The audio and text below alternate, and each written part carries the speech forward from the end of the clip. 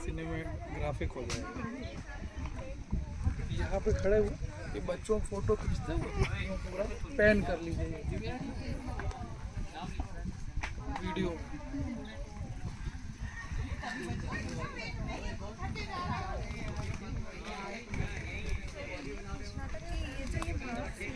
ये मतलब बोरिंग नहीं बोरिंग तो एनिमल तो हुआ ही नहीं था। हाँ तब ये क्लास क्लास है,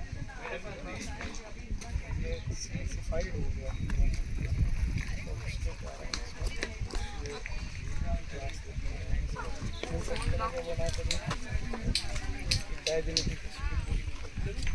चलिए चलिए चलना शुरू बढ़िया आगे बढ़िए।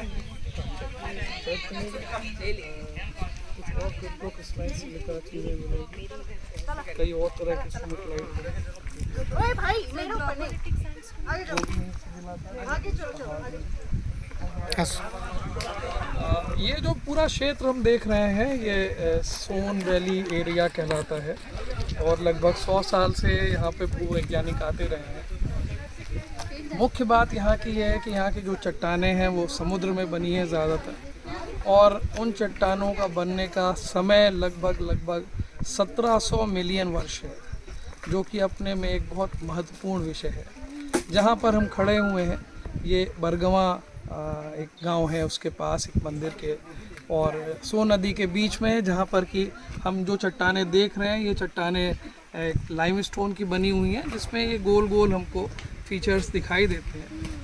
ये बेसिकली एक जीवाश्म तो मैं नहीं कहूँगा, लेकिन जीवाश्म रूपी एक स्थान है जिसमें कि हमको ये स्ट्रोमेटोलाइट नाम से जाने जाते हैं, और लगभग 1 फीट से लेकर के 1.5 फीट के गोलाकार ये हमको चट्टानें दिख रही हैं, जो कि वेदरिंग होने के बाद उसमें कहीं कहीं कोनिकल फीचर्स दिखते हैं। इनको ओनोफाइटोन कहा जाता है, और पृथ्वी पे जो जीवन की उत्पत्ति हुई है, उसका उद्भव हुआ है, उसके शुरुआती दौर में जिस प्रकार के जीवन में परिवर्तन हमको देखने को मिलता है वो यहाँ पे प्रेजेंट है। दुनिया में बहुत थोड़े से स्थान हैं जहाँ पर कि ऐसे हमें चट्टानें दिखाई देती हैं। तो बड़े हर्ष का विषय है कि हमारे सोनभद्र ज़िले के इस छोटे से गांव में भी एक ऐसा स्थान है जिसमें कि हम इन चट्टानों के बनते हुए स्वरूप को देख सकते हैं, आज से करोड़ों वर्ष पहले की। एक और महत्वपूर्ण चीज़ यहाँ पर जो मैंने देखी वो ये कि यहाँ पर सोन नदी, उसके ऊपर पहला टेरेस, उसके बाद दूसरा टेरेस, उसके बाद ये चट्टानें और एक माउंट, और इन चट्टानों के आसपास हमको आदि मानव के द्वारा बनाए हुए टूल्स के अवशेष भी दिखाई देते हैं, जिससे ये सिद्ध होता है कि इन स्थान पर बहुत सारे लगभग 20 से 50 हज़ार वर्ष पूर्व तक आदि मानव रहता था, और वह इस स्थान पर रह करके वो अपने भोजन की व्यवस्था कर लेता था, क्योंकि नदी पास थी।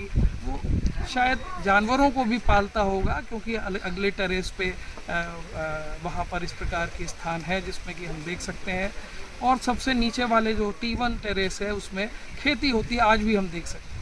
तो ऐसे महत्वपूर्ण उपयुक्त स्थान यहाँ पर पाए जाते हैं। पास ही में यहाँ विजयगढ़ का एक किला है, जिसमें पास में ऐसे स्थान है जहाँ पर हमको पत्थरों के ऊपर चित्रकारी दिखाई देती है, और वो मुख्य रूप से किसी आयरन ऑक्साइड जैसे मटेरियल को पीस करके बनाए गए चित्र हैं। और इन चित्रों से भी यह समझ में आता है कि इस स्थान पर आदिकाल से मानव रहता रहा होगा, और उसने अपनी विभिन्न प्रकार की क्रियाओं के अवशेष यहाँ पर छोड़ दिए। ये क्षेत्र अभी तो मुझे पिछड़ा हुआ दिखाई देता है, लेकिन शायद अगर सरकार इस पर अपना ध्यान दे तो वो समय दूर नहीं जहाँ पर विभिन्न प्रकार की यहाँ पर हम गतिविधियाँ ऐसी कर सकते हैं जिससे कि टूरिस्ट को अट्रैक्ट किया जा सकता है। यहाँ पर पुरानी खदानों को छोड़ दिया गया है, उन खदानों में कैंपिंग साइट्स को डेवलप कर सकते हैं। यहाँ जो हमको पहाड़ दिख रहे हैं, आप सामने देखिए गुर्दा के ऊपर, इन पहाड़ों के ऊपर से यहाँ पर तरह तरह के स्पोर्ट्स जैसे कि रॉक क्लाइंबिंग वगैरह को शुरू किया जा सकता है। इसमें ही हम ग्लाइडर का भी प्रबंध कर सकते हैं, स्लो ग्लाइडर से, क्योंकि काफ़ी खुला क्षेत्र है और यहाँ पर लैंड करने की बड़े अच्छे स्थान हैं। क्योंकि नदी पास में है तो वाटर स्पोर्ट्स को भी हम डेवलप कर सकते हैं, हाई स्पीड बोटिंग वगैरह के लिए। और उसके अलावा क्योंकि इन नदियों में बड़ी बड़ी मछलियाँ और मगरमच्छ आदि पाए जाते हैं, तो उनको भी एक वाइल्ड लाइफ सेंचुरी के रूप में डेवलप कर सकते हैं। यहाँ पर हॉट एयर बैलून को शुरुआत कर सकते हैं। इतना खुला स्थान हमें कहीं अन्य जगह पे नहीं दिखाई देता।